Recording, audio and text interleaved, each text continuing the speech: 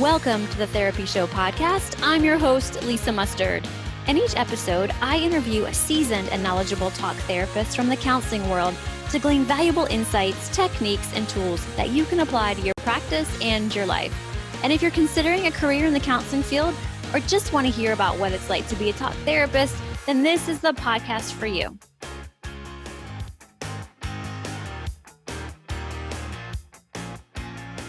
Well, hey friends, welcome back to another episode of the Therapy Show. I'm your host, Lisa Mustard, and this week is a solo episode, something that has been on my mind for a couple weeks. And then over the weekend, I received an email from Jonathan Haidt, the researcher and author. I subscribe to his Substack, and I'll go ahead and share that link in the show notes if you guys want to check it out as well. But it was all about why he is increasingly worried about boys' mental health. He has done quite a bit of writing on teen girls' mental health, but he dove into the topic of boys' mental health, and I just found it fascinating. And a lot of what he shared were things as I see in young boys, young men these days, as I'm working with them in session, but also things that I noticed just overall, just being a mom to two girls and seeing their interactions with boys and, teen boys. It's been on my heart a lot recently. And also I had a really interesting experience where I did I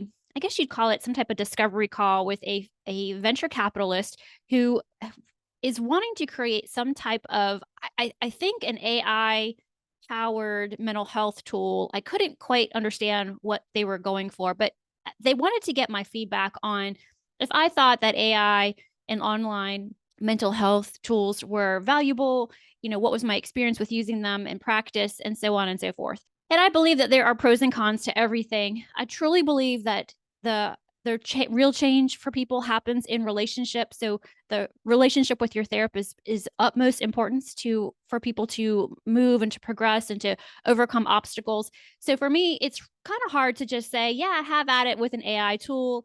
Now, when it comes to online mental health platforms, now a few years ago, I did work for one and I had a really good experience. I know there are a lot of therapists out there who don't think so highly of those online platforms, but I actually had a really good experience, and pretty much I really enjoyed working in that capacity. I ended up leaving that because I wanted to start the podcast and I just didn't have time to do all the things. So I have a pretty positive experience, when it comes to online mental health platforms. So I'm not opposed to them because I still think you can develop a relationship with your therapist. They have to be a really good therapist, though, I think, to do that. Anyway, I digress. My point is, at the end of my consultation or discovery call with that person, I said, well, can I just give you some feedback? I don't know if you've heard this yet, but I would really like to give you some feedback on this. I said, if you really want to make a difference in the lives of others, if you really want to impact mental health, if you really want to help people change, if you really want to help them grow and evolve and do all the things that we strive to do as human beings, instead of focusing on solutions to people's symptoms, which I think that's a valid thing. If you really want to make a difference, because there's so many people out there right now that are trying to capitalize on doing that. If you really want to make a difference, wouldn't it be great if you could create something that would help families, help their kids the best that they could be, if that's whatever that might look like. And personally, I believe that mental health starts in the home. Good mental health is going to start in the home, and poor mental health can start in the home as well. I know that's a really big idea for a lot of people to think about, and I know it's very nuanced, but if we could show people and teach people how to be the best parents that they can be, good enough parents, I think that so many of our mental health issues that we're seeing right now would be resolved. And I don't know if he really wanted to hear that, because he said, oh, okay, I'll make a note and let our chairman know about that. I don't think he heard me, but as a therapist and doing this work for 15 years, so much of this begins in the home. I can't stress that enough. Yes, sure, you can apply, you can take medication, you can go to therapy, you can try the CBT, all the solution-focused therapy. But really, at the end of the day, we need to teach parents how to be the best parent that they can be for their kids. And so when I read this article from Jonathan Haidt, I got really excited. I was a little bit overwhelmed because he brings out some things that a lot of us are feeling and we don't really know how to address. But I'm going to go over those things, and I'm also going to give you some ideas to think about that you can help your sons that might be dealing with some of these things.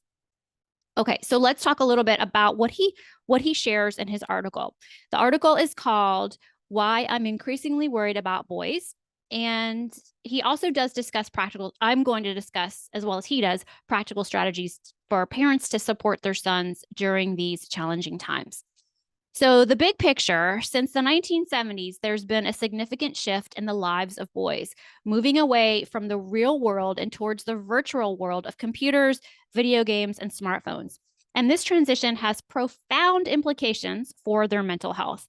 And while girls have shown higher rates of anxiety and depression, boys are also suffering, often in different ways. So, the rise of digital technology, especially immersive multiplayer games and smartphones, has created a virtual world that's irresistibly appealing to boys. But it's not just about technology. The real world, especially schools, has become a less engaging space for many boys, with less physical activity and more emphasis on passive learning. So, what can parents do to help their boys navigate these challenges? First, encourage real world activities. Get them involved in sports, outdoor adventures, or any physical activity. It is crucial for their physical and social development. Screen time has become a big part of our lives, but setting limits is key. Balancing screen time with other enriching activities. And don't forget about social interaction, whether it's through team sports, clubs, or community events, helping boys build stronger social connection is essential. And education is more than academics. Understanding your son's learning style and advocating for educational approaches that resonate with them, including hands on learning, can make a world of difference. I'm thrilled to unveil an exclusive offer from Therapy Notes just for you. Are you navigating through a storm of paperwork and a maze of appointments? Well, you can anchor yourself in the serene harbor of Therapy Notes. Celebrated as the pinnacle of electronic health records, Therapy Notes is the guiding light in the bustling world of mental health care. Their 24/7 live phone support is a testament to their commitment, reflected in a brilliant 4.9-star rating on trustpilot.com and Google. Therapy Notes offers a suite of solutions that cater to your every need: effortless billing, efficient scheduling, meticulous note taking, and cutting edge telehealth services. And there's exciting news for prescribers out there. The launch of ePrescribe is here to revolutionize your practice. And if you're considering a switch from another EHR, Therapy Notes promises a seamless transition, importing your demographic data for free, so you're ready to sail smoothly from day one. And join the ranks of over 100,000 mental health professionals who have already charted a course with Therapy Notes. Set off on a 2-month free exploration with no strings attached. Simply click the link in the show notes or sell straight to checkout with promo code Lisa at checkout at therapynotes.com. Plunge into the Therapy Notes voyage today and discover why it's the beacon of the industry. With Therapy Notes, you're not just choosing an EHR, you're setting a course for success. Also, emotional intelligence is vital. Teach boys to understand and express their emotions healthily. Have open conversations about feelings and mental health.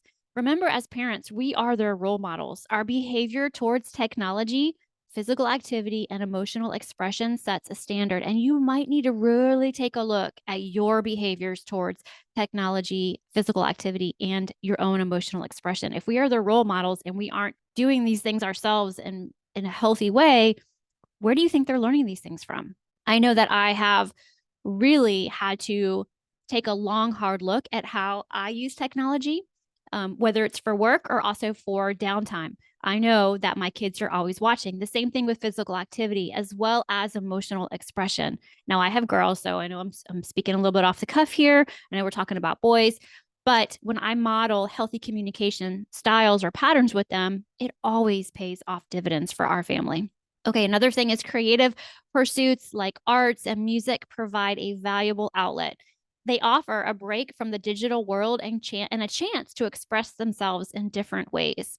Also, really important is to discuss the content they encounter online, including the unreal aspects of social media and online gaming. This is crucial.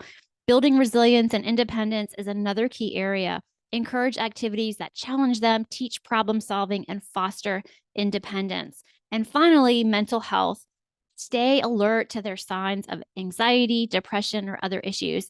Seek professional help when needed and maintain an open dialogue about mental well being. This cannot be overstated. I think it's really important that we are discussing the content that they encounter online, especially when it comes to the easy access of pornography, that's really important. And I think that we need to be really paying attention to what our kids are finding and looking at online. If you have filters set up, if you have any type of programming on your computer, on their smartphones that can filter those things out, the later that they ever encounter this stuff, the better for their mental health and for their relationships that eventually they will be, romantic relationships that they will be in.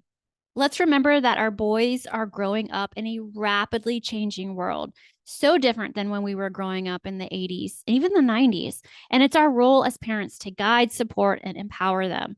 So let's help them find the right balance and thrive. Now, before I end this episode, I just want to say it one more time because I think it bears worth repeating, is that we have to take a look at how we are showing up as parents. And if we have unresolved issues from our childhood and they are showing up in our parenting, we have got to pay attention to those things. And we ourselves need to get the support and help that we need to evolve and to grow and to overcome any of the stuff that we may have experienced as kids. So I encourage you and really, really to consider talking to a therapist or a life coach or a pastor or minister, whoever you are comfortable reaching out to and having that conversation. Our kids' mental health and their health are so, so vital and so important. And as parents, don't forget, it is our job to teach them these things. We can't leave it up to principals and teachers and, people outside of our home. And I have such a heart for this topic. I guess being a parent myself to girls and just knowing what's out there and, how it's really easy for us to, as parents, just want to disengage and go to our own use of technology and even alcohol and just zone out because, life can be pretty tough at times. And right now the world we're living in is can be really hard to understand and to cope with at times. But we have to be the light. We have to be the models. And so we have to get our stuff right. We have to get ourselves right. And when I say right, I mean healthy as parents, as healthy as we possibly can be. So if you have any concerns for your own health, for your kids' health, reach out to your doctor, reach out to a therapist and get started. There is so much hope out there and there's so much amazing life to be lived. And we want our kids to, we want them to have better lives than we did, right? Like that's the parent's dream. We want them to have more than we have. So I hope you guys found this episode helpful. I would love if you have feedback, feel free to reach out, lisa@lisamustard.com. Oh, and before I forget, so we only have a few more weeks, right? Until January of 2024, which is blowing my mind.